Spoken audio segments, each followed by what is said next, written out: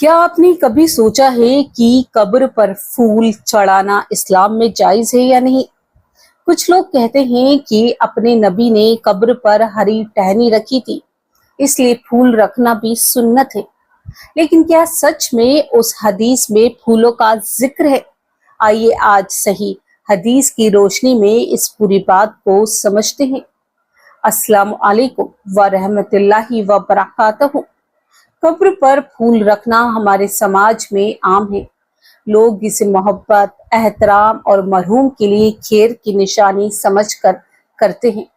लेकिन इस अमल की इस्लाम में क्या दलील है? सबसे पहले उस हदीस को समझते हैं जिसका अक्सर हवाला दिया जाता है।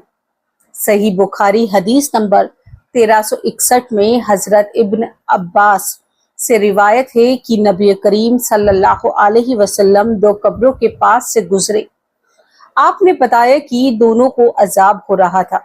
फिर नबी करीम सल्लल्लाहु अलैहि वसल्लम ने एक ताजा खजूर की टहनी ली, उसे दो हिस्सों में किया और एक एक हिस्सा दोनों कब्रों पर लगाया।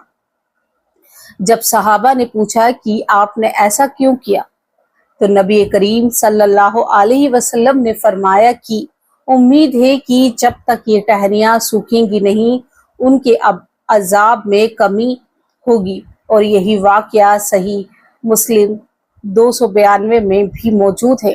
अब ध्यान से देखिए और सुनिए, इस हदीस में फूलों का जिक्र नहीं है।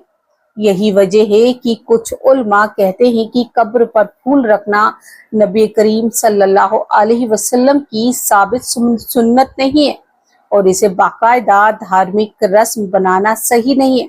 मिसाल के तौर पर कुछ हनफी फतवा भी कहते हैं कि फूल रखना सुन्नत से साबित नहीं है, लेकिन दूसरी तरफ कुछ हनफी विद्वानों ने नबी करीम सल्लल्लाहु अलैहि वसल्लम की हरी टहनी वाली हदीस से कयास करते हुए कब्र पर फूल या हरे पौधे रखने की गुंजाइश दी है।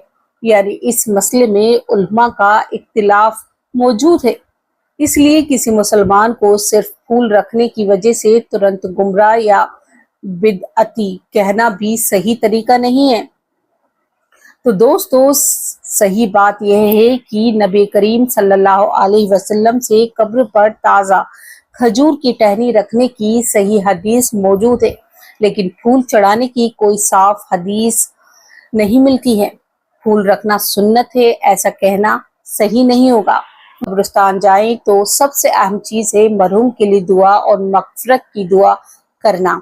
अल्लाह हमारे तमाम मरहूमों की मगफरत फरमाए और हमें सही इल्म और सही अमल की तौफीक दे। आमीन।